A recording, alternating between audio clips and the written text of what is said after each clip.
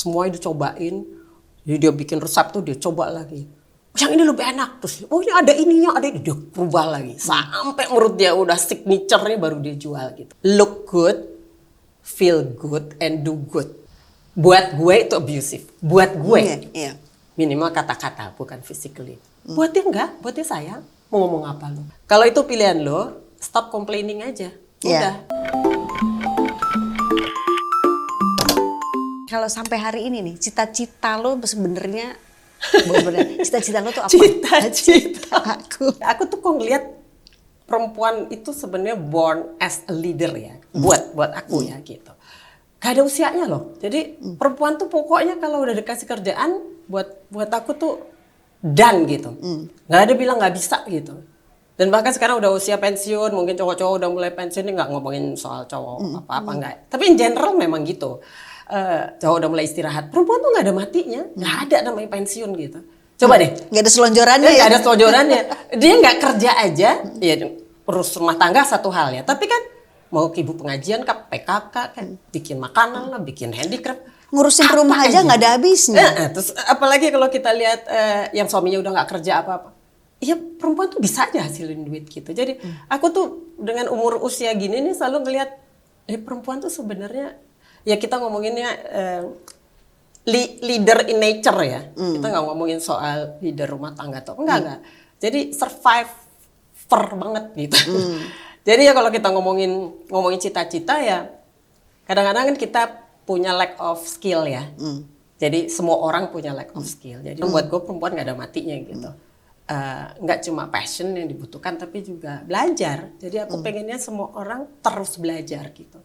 Aku sekarang ini juga masuk ke industri, tadi aku udah cerita lingkungan karena aku passionate di situ juga aku terpaksa belajar gitu. Dan selalu kurang sampai sekarang. Ya, gue belajar lebih banyak, demikian juga teman-teman yang lain gitu. Ya kalau lu udah masak bikin rendang udah enak di keluarga lu mau jualan, ya lu belajar yang enak, lu trial dulu. Nyokap gue kalau bikin catering gitu, semua dicobain, jadi dia bikin resep tuh dia coba lagi. Yang ini lebih enak, terus oh ini ada ininya, ada ini, dia berubah lagi sampai menurut dia udah signature-nya baru dia jual gitu. Kan orang tuh harusnya gitu ya. Jadi nggak cuma puas dengan yang dia ada. Dan itu buat aku kapasitas perempuan itu udah unlimited banget. Tapi emang harus belajar gitu. Kita semua tahu bahwa tuh ada pendekatan yang patriarki gitu. Oke. Jadi bahwa yang namanya ini karena gini, Ya. gue concern sama perempuan dan pernikahan. Dan yang gue amati, gue bikin riset soal itu. Dan perempuan punya kecenderungan ketika dia menikah, dia meleburkan dirinya. Dia meredefinisi ulang dirinya termasuk cita-citanya. Untuk mendukung suaminya. Itu kecenderungan umum yang gue temukan dari riset gue. Nah, kenapa begitu? Karena mereka memang dididik secara militan oleh budaya lah paling tidak. Gue nggak berani bilang agama ya, tapi secara budaya itu dididik untuk itu. Dengan demikian mereka menganggap bahwa sudah benar adanya bahwa kalau gue harus punya prestasi, namun harus mengorbankan keluarga, mendingan gak usah. Perempuan pun menganggap bahwa itu benar, padahal itu adalah pikiran yang cenderung patriarki, paling tidak menurut gue. Perspektif apa yang perlu dikasih ke perempuan supaya ngelihat lo itu penting loh. Gitu. Aku tuh punya problem nggak suka judging orang. Tapi poinnya gini, aku dulu kan kerja sama Dave Hendrik ya. Kondang ya pasti udah tahu. Dia punya program dulu yang bikin bareng sama gue. Dan programnya itu sangat mengena untuk gue menjawab pertanyaan lo. Ya, dia programnya itu pasti soal perempuan. Itu look good, feel good, and do good. Jadi kita bikin konsep barengan untuk bikin programnya. Tapi kepalanya dia keluar dengan 3 itu. Itu sampai sekarang gue pegang tuh 3 itu. Ini gue kutip benar-benar, mudah-mudahan Dave dengerin karena pasti dia bangga banget gitu ya. Itu buat gue perempuan itu kalau punya 3 ini, bukan punya ya, merasa 3 ini, melakukan 3 ini, menurut gue ya apapun pilihannya dia mestinya nggak ada problem gitu. Jadi namanya look good itu, perempuan itu kan nature-nya emang mau cantik ya. Kayak bunga kan katanya bunga menarik tawon gitu kan ya. Emang gitu aja. Memang perempuan itu katanya dilahirkan memang buat attract orang gitu. Karena memang looks-nya cantik, emang dia buat nurture gitu kan, orang emang begitu kan katanya gitu. Jadi look itu, tapi kita nggak ngomongin cuma physical ya, tapi juga inner dan segala macam. Jadi intinya perempuan tuh harus cantik gitu, harus baik dia, ya, luar dalam. Nah yang ngomongin soal feel itu juga dalam. Jadi kita bahas waktu itu, feel tuh kan rasa ya. Jadi dia bukan pakai topeng, look goodnya, tapi memang dia, nah feel tuh indikatornya bahagia aja gitu. Buat aku sih gitu. Jadi apapun pilihannya dia mau menor, mau apa, mau pakai branded, mau biasa-biasa aja, mau gembel kayak gue gini, boring warnanya, monokrom gitu. Tapi if that's make you feel good, ya just do, ya ignore orang lain gitu. Semua ada konsekuensi ya. Lo kalau pilihan tuh kan ada konsekuensi. Ya kalau lo udah pilihan lo seneng tapi lo masih julid sama orang lain ngomongin lo, ya namanya enggak dong gitu ya. Ya just feel good aja gitu terhadap pilihan lo itu. Yang terakhir ya do good. Dari semua yang kamu punya, entah itu dari looks lo atau feel lo atau passion apapun, kasih orang lebih aja. Jadi kita ngomonginnya itu dulu give more, expect less gitu kan, kurang lebih. Dulu kalau dengar kata-kata itu kalau kita masih muda kan kayaknya banget gitu ya. Wah kayaknya. Tapi sekarang udah usia kayak gini, buat gue pegangan gue cuma gitu aja. Apapun yang kita pilih, apapun pilihan kita ya gitu. Tadi kita balik ngomongin soal yang kamu tanya itu, buat aku itu pilihan gitu. Karena banyak banget temen gue yang ya buat gue itu abusive. Buat gue minimal kata-kata, bukan physically. Buat dia enggak, buat dia sayang. Mau ngomong apa lu? Jadi nggak bisa, kita nggak bisa nyamain ya, nggak bisa. It's their choice gitu. Tapi ya kita kan cuma ngomong, are you happy? Kan kita ngomong gitu. I'm okay. Ya selama lu jujur ya, yang tahu cuma lu kok. Aku juga nggak tahu. Aku ya begitu aja. Ya kita biasanya kalau sama teman-teman, kalau kita udah mulai concern sama sesuatu gitu, ya kita cek, istilah kita cek and recheck, kita siap-siap kalau ada apa-apa. Ya kan kadang-kadang kita punya alarm antar pertemanan apa-apa gitu. Ya emang cuma itu caranya. Ya yang bisa ngerubah cuma dia. Kalau dia mau ngerubah, no more, gue udah nggak mau lagi kayak gini. Banyak juga setelah suaminya cerai gitu ya, cerainya karena apalagi karena wanita lain apa gitu. Malah tiba-tiba melejit gitu. Dulu berarti mungkin lu pengen tapi lu tahan, kan kita nggak ngerti ya. Tapi kan semesta gitu kan cara kerjanya. Jadi mau lu paksa apa gitu, lu tuh pinter, lu ngapain lu di rumah, nggak bisa lagi gitu. Ya udah itu pilihannya. Pokoknya buat aku, kalau itu pilihan lo, stop complaining aja. Udah. Ya itu udah namanya pilihan, namanya ya feel good tuh itu gitu. Kalau lo emang seneng nurturing anak lo dan suami lo, just do gitu. Kalau lo seneng di verbal abuse lo anggap sayang, ya nggak apa-apa juga. Tapi lo jangan, nggak usah ngomongin soal itu sama temen-temen lo ngomel ya gitu. Kan sebenarnya itu ya buat aku ya itulah value-nya perempuan gitu. Kita harus bisa seperti itu. Jadi kalau ditanya ya makasih buat Dave Hendrik ya buat aku. Dan look good itu termasuk hygiene ya kita. Ya gue kesini gitu kan, ya gue mesti pakai apa ya, yang pantas apa ya kan gitu. Jadi kita juga nggak bisa terus sembarangan. Emang gue gini, emang gue ngelomprot kan nggak bisa gitu ya. Ya kita harus bisa menyesuaikan, bersih. Looks itu kan sebenarnya lebih bersih, proper gitu ya pembawaannya gitu. Ya buat aku itu sih. Lagi juga kalau jawabanku cuma bisa itu ya menurut aku sih. Again kalau looks good itu kan kalau ada Coco Chanel kalau nggak salah pernah bilang perempuan tuh nggak ada yang jelek. Yang ada adalah perempuan yang nggak bisa dandan. Betul. Ya, udah cuman itu aja. Betul. Jadi kelebihan kita diuntungkan oleh industri kosmetik. Iya benar. Atau industri kosmetik memanfaatkan perempuan agar berkebutuhan untuk dandan, kan bisa juga kan. Kan banyak barang-barang yang tadi juga lo bilang sebenarnya kita nggak butuh banyak loh. Iya benar. Kita nggak butuh banyak tapi kita seolah-olah menjadi perlu, seolah-olah mesti harus punya. Betul. Padahal mah enggak, banyak kali. Aku inget ya ngomongin itu ya. ibuku dulu waktu kita masih kecil-kecil tuh ngajarin keluargaku bukan yang nggak punya duit ya, punya duit aja ya, kaya nggak tapi punya duit. Tapi dia tuh ngajarin dari kita kecil, itu sepatu tuh cuma ada 3. Sepatu hari-hari, sepatu olahraga, which is pasti cats gitu. Satunya sepatu buat Pergi. malam, buat pergi. Nggak ada tuh sepatu ini 2 warna gitu, nggak ada gitu. Jadi kita tuh terbiasa kayak gitu.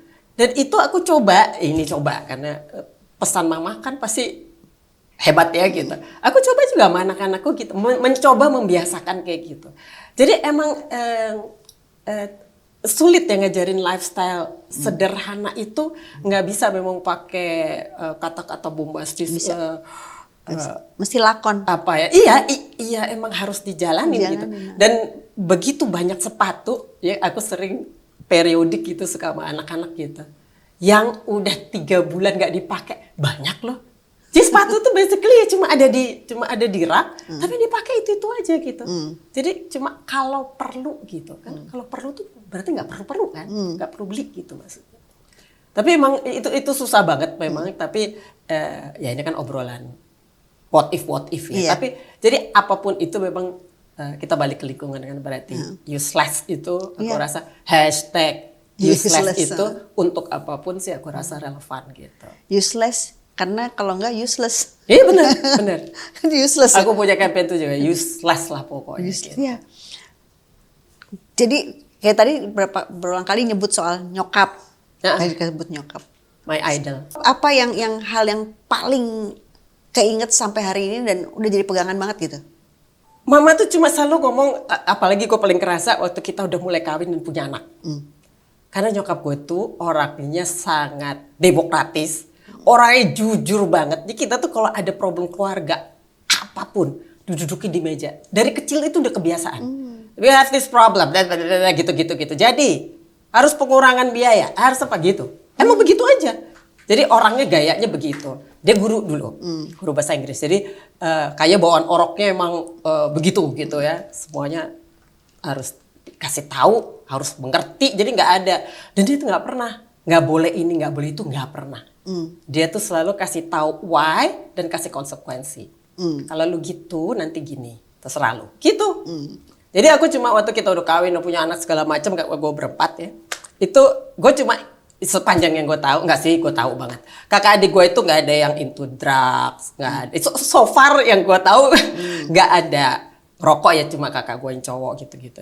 Maksudnya bahkan kita nggak minum. Padahal gue juga ke disco kayaknya gitu ya. Ya maksudnya kita spend umumnya orang lah gitu ya, gitu.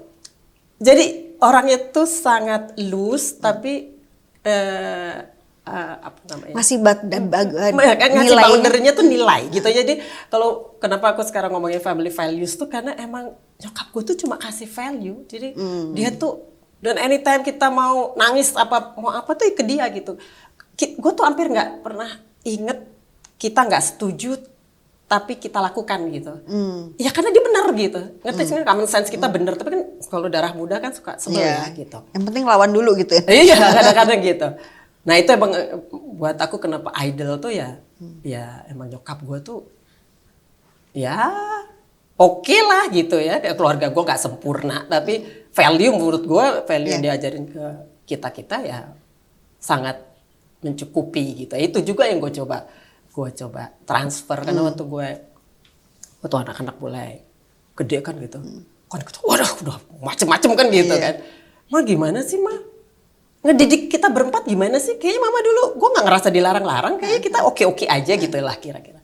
Jadi cuma bilang, ya soal value itu lo ajarin, jangan nggak ada istilah yes or no tuh nggak ada. Lo harus explain. Bahkan dia kecil bayi pun kalau nggak boleh gitu jangan lu pukul, nggak, lu ngomongin ini kalau ini jatuh lo gitu. Jadi dia cara ngomonginnya tuh ke kita tuh explain, kasih tahu resikonya. Walaupun dia tetap jatuh nggak apa-apa, omongin lagi aja terus. Terus yang terakhir dia bilang, lu harus jadi role model gitu. Pas gitu, role model ya gitu kan, susah kan jadi ibu ideal ya. Tapi dipaksa, jadi buat aku ya Ya gitu. Jadi apapun yang terjadi dengan anakku, kayak siapa, kayak ya gue tetap ngomong hal yang sama. Apapun problemnya aku cuma ngomong, ya kalau lu gini, kayak contohnya anakku pernah bilang, gue boleh ini nggak ya ambil cuti kuliah tuh. Ya gue coba bilang, ya terserah lu. Yang pertama ada biaya tetap walaupun nggak cuti. Gue bilang siapa yang mau nanggung, gue bilang gitu. Yang kedua, gue cerita ya temen-temen gue yang akhirnya nggak nerusin karena cuti cuti ya. Suami gue juga cerita gini, ya terserah lu mau ambil apa enggak. Terus ngobrol sama temen-temennya balik-balik. Gak ada, temen gue juga udah pada lulus, ntar gak ada yang nemenin kan. Gue bilang, ya apakah itu benar apa enggak gue nggak tahu. Kalau buat gue, iya anyway orang harus belajar ngambil keputusan kan? iya. Dan kalau kita ngomong iya apa enggak, emang dia mau nurutin sekarang? Belum tentu juga. Ya karuan kita kasih konsekuensi, lu mau enggak? Ya tinggal gitu aja. Jadi apapun alasan di belakang itu dia menyatakan nggak jadi deh, gue kelarin. Ya udah, ada yang perlu gue bantu nggak? Akhirnya gue tawarin. Akhirnya dia malah ngobrol sama bapaknya karena lebih relevan soal skripsinya. Gitu. Jadi ya itulah yang kalau kita ngomong legacy nyokap gue sih, ya cuma itu. Oh, berarti apakah jadi nggak ada masalah? Nggak juga ya. Iya, itu sih manusia lah. Itu mah seru. Iya pastilah.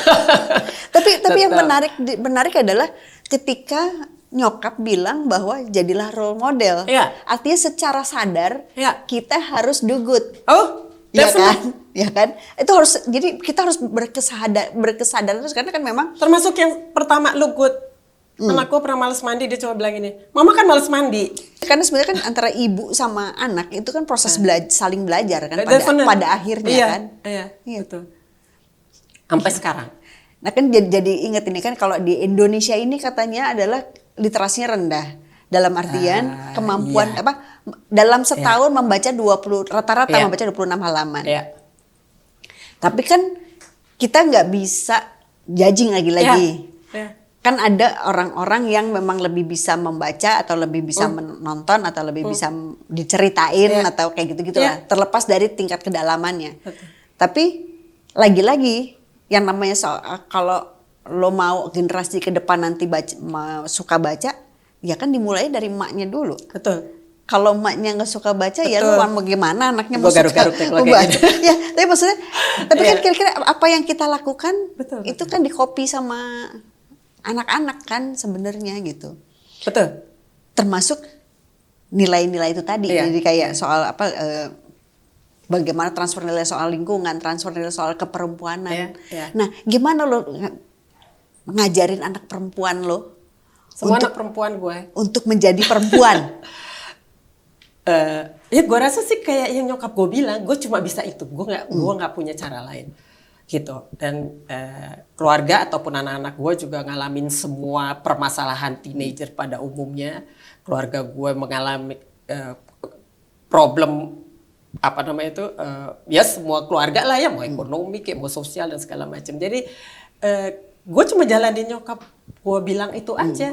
Terangkan, transparan. Jadi gue tetap lakukan tuh namanya meeting keluarga. Jadi kalau kita ada WA, pada bisa gak hari gini-gini family meeting? Apa nih temanya? Udah. Agendanya apa nih? Karena kadang-kadang kita sampaikan, mereka masing-masing kasih masukan gitu-gitulah intinya. Tapi ya gue cuma bisa itu. Gue gak punya cara lain kecuali transparan. Dari kecil gue juga ngajarin mereka. Ya gitu, berusaha untuk nggak dong gitu udah nggak bisa kan. Jadi tahu gak sih kalau ya jadi kayak ngomong sama orang gede walaupun dia masih kecil-kecil tapi katanya denger kok mereka. Ya udah aku biasain gitu aja. Jadi pernah nih seperti biasa lah ibu-ibu kan kalau ada apa gitu. Ibu mau pergi gitu? Nggak usah, nggak perlu itu. Padahal gue khawatir emang gue nggak usah kesana, nggak usah gitu. Kenapa Bu? Ya nggak usah aja. Nggak ada cerita Bu, kenapa? Gitu. Jadi kita sendiri kan jadi belajar ya. Ya ada tuh mereka teenager udah gede-gede. Jadi jadi saling introspeksi aja. Jadi persis kayak nyokap gue nggak punya cara lain. Makanya gue bilang dia role model karena gue tahu kita turn out okay, ya. Maksudnya ya survivor lah ya. Pokoknya hidup ini gue masih hidup, masih sober gitu buat gue. Dan kiri kanan gue, orang-orang yang menurut gue support gue, buat gue it's a good life lah gitu. Jadi takaran gue sesederhana itu gitu. Kira-kira itu, jadi good influence lah gitu. Jadi ya gue lakukan sama anak-anak juga sama.